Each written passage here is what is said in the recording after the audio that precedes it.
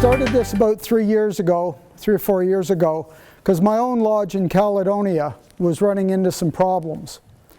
And I was trying to get other lodges in and around the area to agree to come together and talk about a centralized building and maybe even some amalgamations. So I started putting data together, and I'll get to that. And it started coming into a story, and then the story's just sort of grown from there. So the first thing I do when I do this is I give you my disclaimer. Okay? Gentlemen, I have no agenda. Honestly, I don't. I have no answers. So questions at the end are your choice. I apologize to anyone who feels threatened by my comments. And as I say, my comments are mine alone, and I accept full responsibility for them. My objective is an open discussion regarding the future of Freemasonry.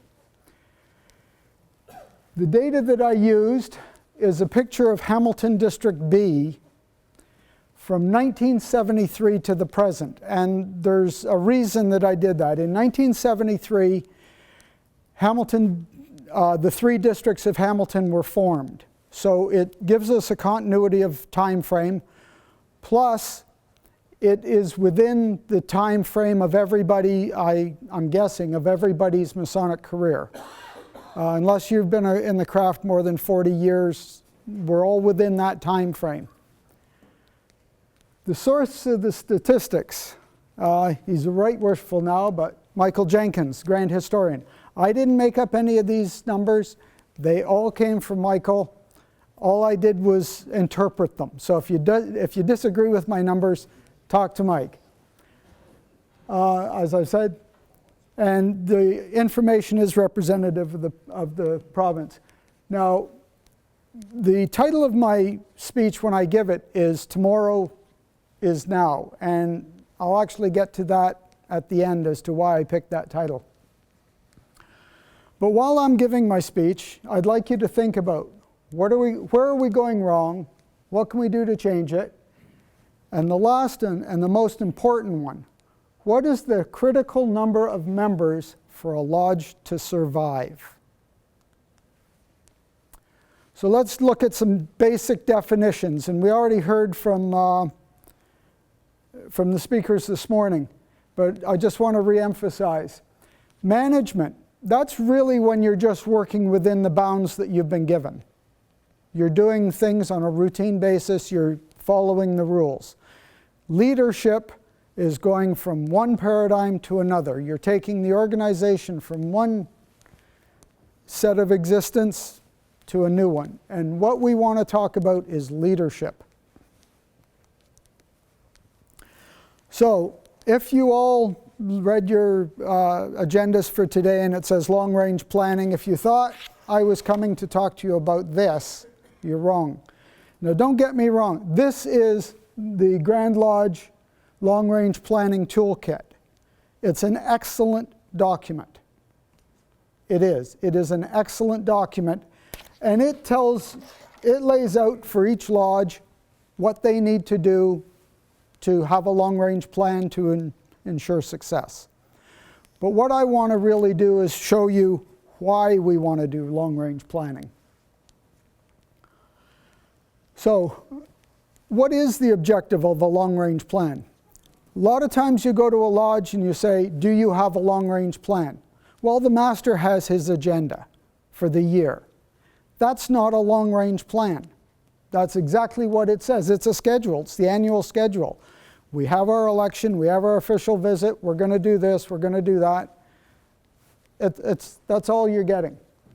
A long-range plan should look 5, 10, 15 years into the future. Where do you want to be as a lodge? And it's the long-range plan that drives your short-term objectives. You shouldn't be doing anything short-term that does not support your long-range plan. It should be driven by future perceived problems, not immediate needs. It gives direction. Okay, these are all important things. And each one of those needs should have its own strategic plan. An example is, if you say you want to have the best lodge in the province, what is that? Is it the best ritual, the best finances, the best dinners, the best what? Well, each one of those pieces should have its own strategic plan to ensure overall success. Now, what are some of the current trends going on? We've all heard earlier today about finances, sustainability, because that's what I really want to talk about, sustainability. Does finance guarantee sustainability?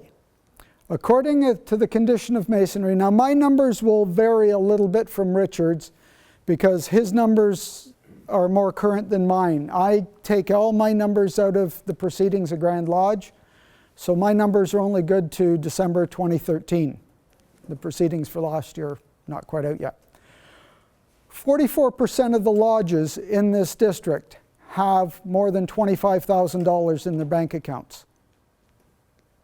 15%, 17%. You've got 17% between $5,000 and $15,000, and only 14% of the lodges in this jurisdiction have less than $5,000 in their bank account. So, what's the problem? Lodges don't go dark because of a lack of funds. I can tell you for a fact in 2012, Most Worshipful Brother Gary Dowling had to come to Hamilton when I was district deputy, and we closed a lodge. It went dark. And this was one of the areas when I first met Charlie. And that lodge had so much money, we had a hard time figuring out where to put it all. But they couldn't get 7 guys to come out and open lodge. That was their problem. And again, my numbers vary from Richard. The average in 2013, the average dues in the province was $132 for a lodge, for membership. So what are our operating costs and what are we offering? And are we getting our money's worth?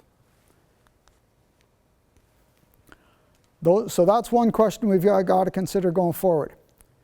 Other things that you've got to look at. We've always done it this way. Well, no, you haven't. You haven't always done it this way. There was a time when we met in pubs.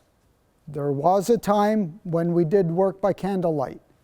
There was a time before the little black book when everybody learned the ritual from mouth to ear.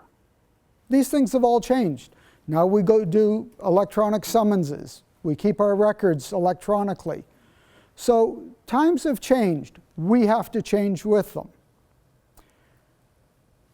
We've always done it this way because it's the easiest, but it doesn't guarantee success. 30 years ago, the debates were starting even then about quality versus quantity. There was an article in Reflections newsletter of 1983, quality versus quantity. Masonry is the same, man is not. Okay? Since then, there have been numerous reports done by the Grand Lodge of England, various European and American Grand Lodges, all with the same theme. What's the future of Masonry? Where are we going?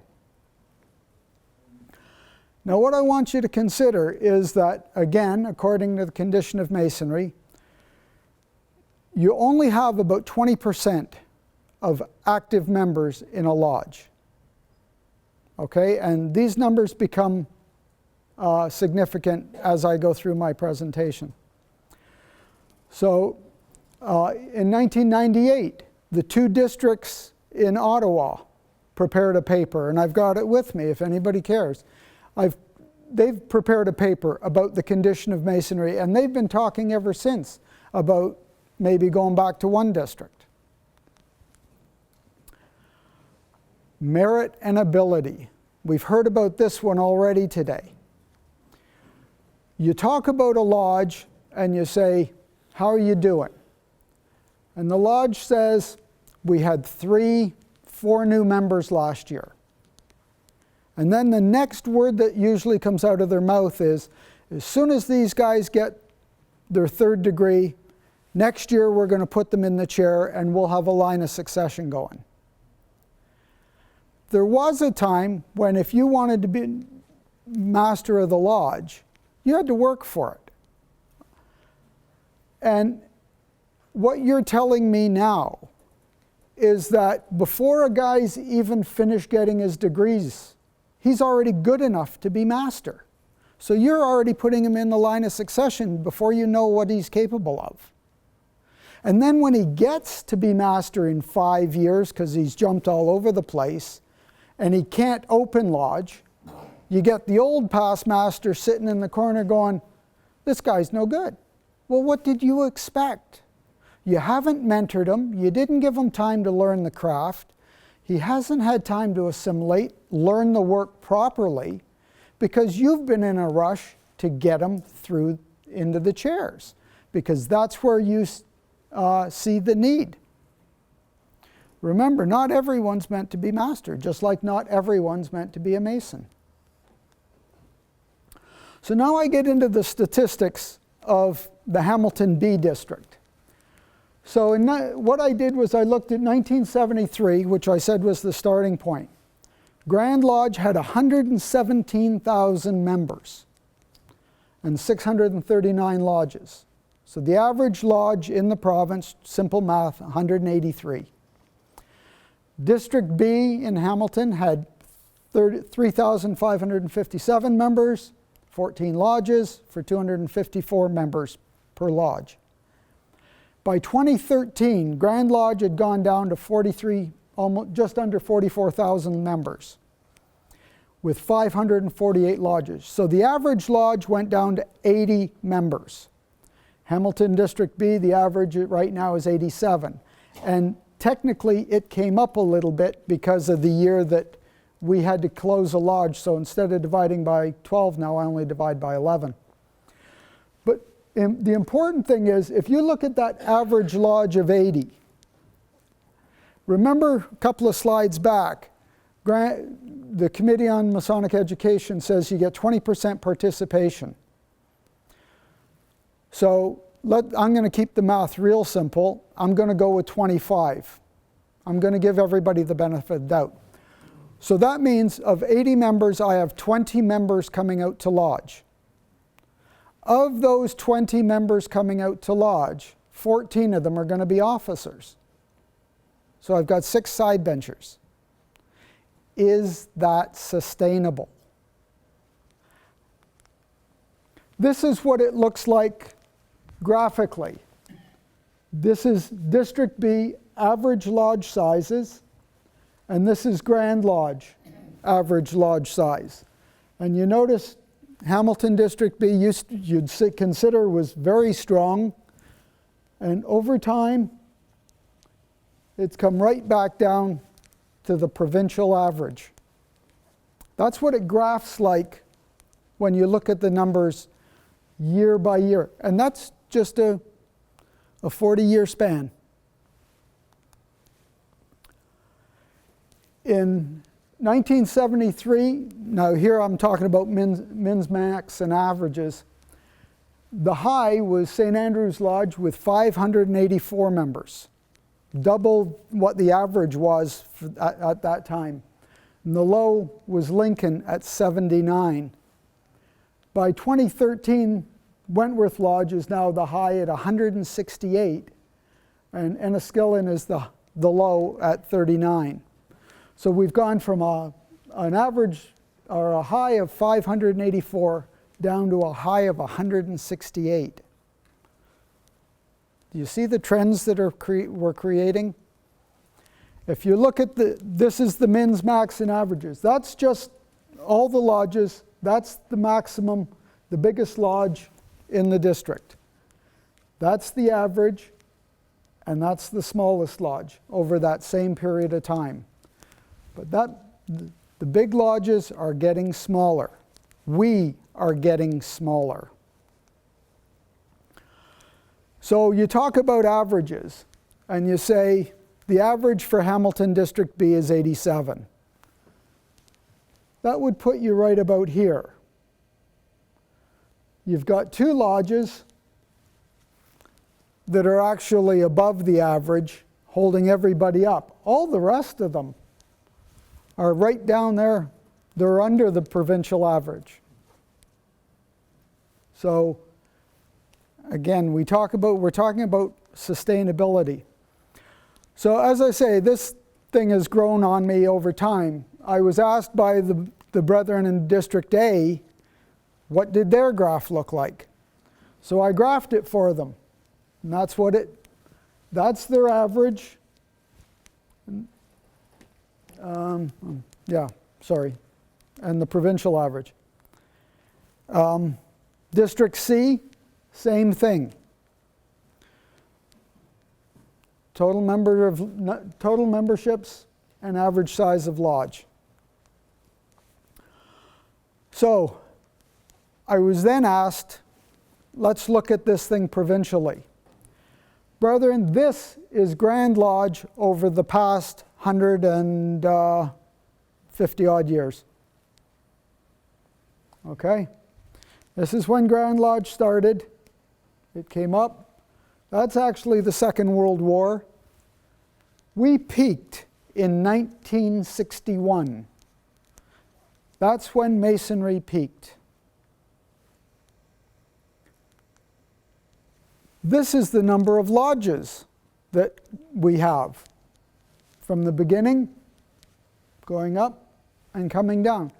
Now we went, as I said, in 1973, we had 117,000 members with just over 600 lodges. We're now down at 40,000 members. So we've lost almost 2/3 of our membership. If we were to lose 2/3 of our lodges, that would put us down to below 200 lodges in the province. But what it does do is it gives you strength, because now strength is numbers. You're back to the lodges that a lot of us remember, where 60, 70, 80 people came out to a regular lodge meeting. So this is the number of lodges versus the average lodge size for Grand Lodge. Now, why is this important? It's important because if we don't take care of our brethren, you as a lodge might say, we're good, we're fine, we're going to survive. But if you don't take care of the lodge next door and worry about what's going to happen to them, they're going to go dark. So when they go dark, who are you going to go and visit? In Oakville, is the closest lodge to go visit going to be Hamilton? Because it's all well and good to say we're okay, but we have, as a fraternity, we have to look out after each other. So we have to be willing to have these hard conversations about amalgamations and about support. Because if we're always trying to be insular and say, well, I'm not going to do anything because I'm okay, I often ask, what's the prize for being the last lodge standing? You get to turn out the lights as you go out.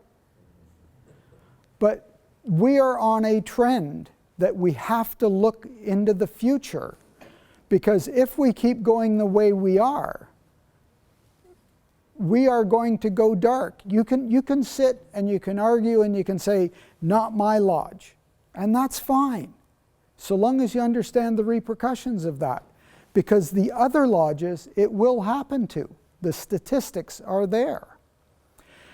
What I've done is I've taken that Grand Lodge graph from its inception back in 1868. Now I'm just looking at Grand Lodge for the last 30, 40 years, since 1973. And you can see that's membership. When you, instead of just looking at numbers, when you graph it up and start looking at it, that's our success rate for the last 40 years. And I'm not blaming anybody. I mean, we had massive numbers and that carried us through. But we have to change. We've got to start thinking about the future, about sustainability. I mean, when you think about, and believe me, brother, and I'm not blowing my own horn, but I've been master 3 times. And I'm sure there's a bunch of you in here that have been 3 or more. And how many of you want to do it again? Or are prepared to go back in the chair for a 4th, 5th, or 6th time? It's not, I want to enjoy lodge. I don't want to always be the guy doing lodge. So again, we're talking about the provincial lodge size versus the number of lodges in the province. So you've already heard some numbers from Richard just a minute ago, and he was talking about the number of lodges. There's 41% have a past master in the chair in the worshipful master, the senior warden, junior warden. The one thing that Richard didn't tell you, and because he didn't actually put it in his slides until I asked him for it, 39 lodges, or 9% of the lodges in this province, have all 3 chairs filled by past masters, master and both wardens. 9% have all 3 chairs filled with a past master right now. So again, what's sustainable? I already told you, you've only got 20 to 25 people coming out. I'm just using provincial numbers. Of that, 14 of them are officers. So you're reshuffling your past masters through the chair. As Richard said, these are the average attendances at lodge. Look at the big one, 11 to 15 people. That's the one in red. The next one beside it, 16 to 20. Well, I've been using the number 20 to 25 as the, when you get that many people out. If you've only got, 32% of the lodges have 11 to 15 people coming out, that's all their officers. There are no side benchers. Not sustainable. So what's the future? Now guys, I don't make this up. I just threw this into Excel spreadsheet and said, give me an answer. You remember my comment at the beginning was, tomorrow is now. Everybody here remember the millennium? Y2K? 15 years ago. Doesn't seem like 15 years, but it's been 15 years. When I take the Grand Lodge statistics and ask Excel to do a projection on it, it's telling me that 15 years from now, we cease to exist. Now, we know that's not true because I don't know about the rest of you, but I plan on still being around 15 years from now. So there'll be at least one Mason in the province. I suspect there'll be a few more. What we don't know is, where is that line going to bottom out? Where does this line start to curve and level out? What's that number? And then how many lodges can that sustain? Because if we don't plan for it, it's going to happen to us no matter what. I mean, statistics tell us that. So if you're not planning for it, what are you going to do when it happens? You can't be afraid, even though as I said, even though you're okay right now, look at the lodges around you. And don't look to Grand Lodge to be coming down and knocking on your door and saying, can we help? Good thing for them. But it really has to be you guys from the bottom up saying, in order to survive, what is our legacy going to be? What are we going to You've all enjoyed Masonry for a number of years. Somebody left Masonry to you. You have to make sure that you leave Masonry for somebody else, for the next generation.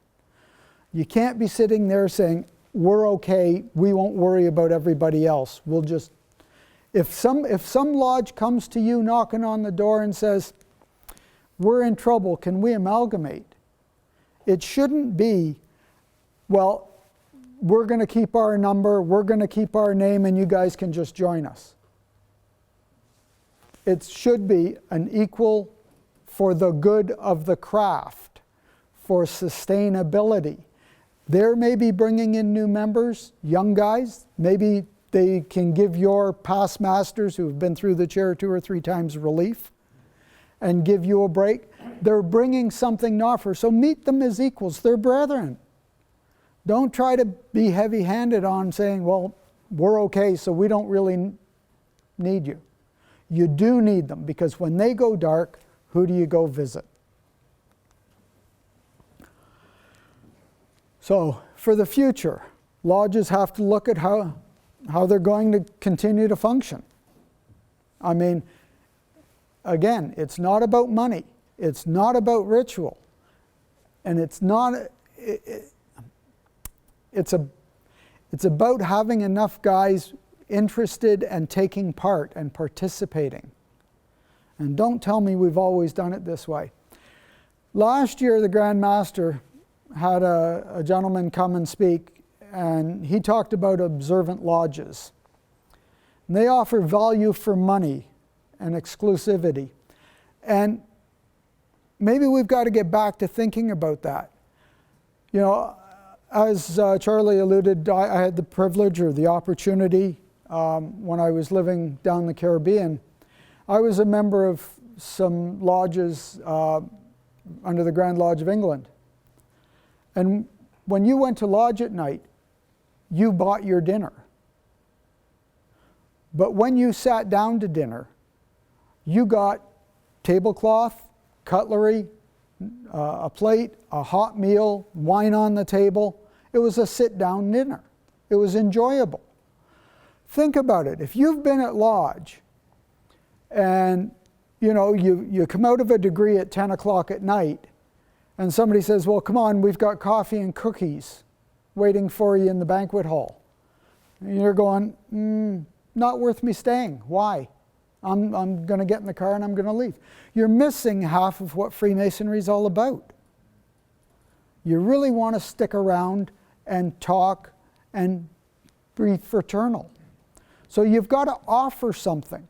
I mean, everybody talks about I'm on a fixed income or this or that. We're all on fixed incomes, just some of us higher than others. I mean, I'm still working, but it's still a fixed income.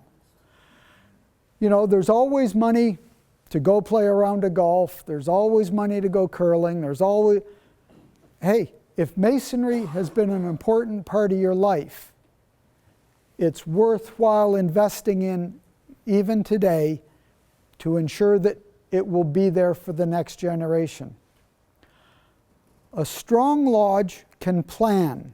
They can make decisions. But a weak lodge can only react to the influences over which it has no control. So if all of a sudden I don't have enough members willing to participate or willing to take part in lodge, before you get to the point of saying, we've got to go dark, and then what? Or we go dark or we amalgamate. You've got no choice. You're waiting, you're asking somebody, please take us in. You're negotiating from a position of weakness. You should be putting together a plan and talk to other guys. You've got, and this is partly why I'm here today, is you guys have to take the discussion forward. You've got to take it to your own districts, to your own lodges, and say, looking realistically, what are we going to do, guys? Where are we going to be 5 years from now or 10 years from now? I'm too old to do this again. Should we start talking about amalgamating while we've still got something to amalgamate with? In conclusion, Masonry is a lifelong journey of self-improvement. Okay? So we want it to be there for the next generation. It's a gathering of like-minded men. Okay, we all attested to that a long time ago. Going to lodge should be an event. It shouldn't be, well, they're not doing any degree work tonight, or I don't have a part, so I'm not going to go. You should feel that if you don't go to lodge, you're missing something. You're missing the friendship of your brethren. You're missing an opportunity to get into a discussion. You're missing an opportunity to plan, to visit. It should be an event. The ultimate objective of long-range planning has to be the sustainability of the craft. What's it going to take? Well, it's going to take a transfer of knowledge and traditions, because that's what we are. It's going to take collective ownership. It's not from the top down, it's from the bottom up. And we all have to be willing to participate. It's going to take steadfast integrity. You're not, believe me, I'm not making tons of friends by giving this speech everywhere I go.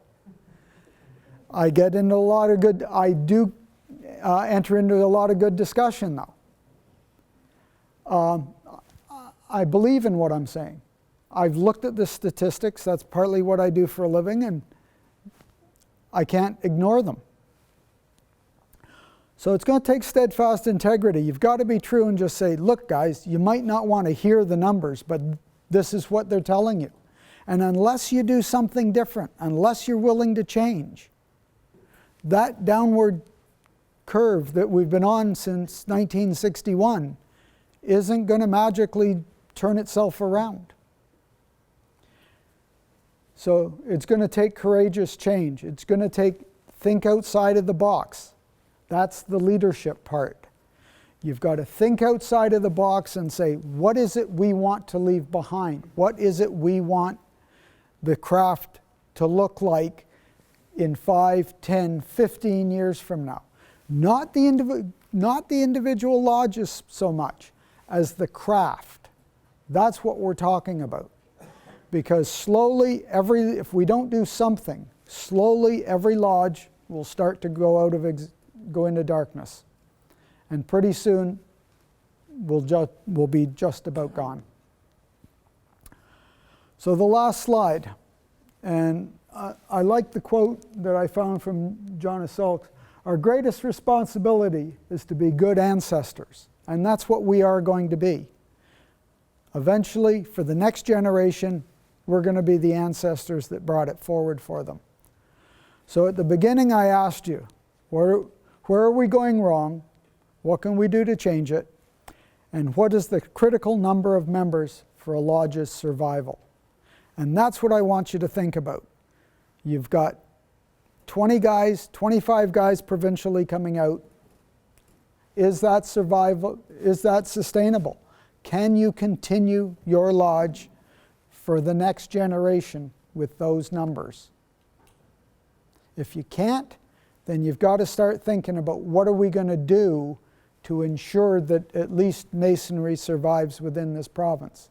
It may not be what we look like right now, but I can guarantee if you go back to when the craft started in Ontario 150 odd years ago, they wouldn't recognize what we look like now either. So it's all a matter of changing, morphing into the next generation, and it's going to take leadership.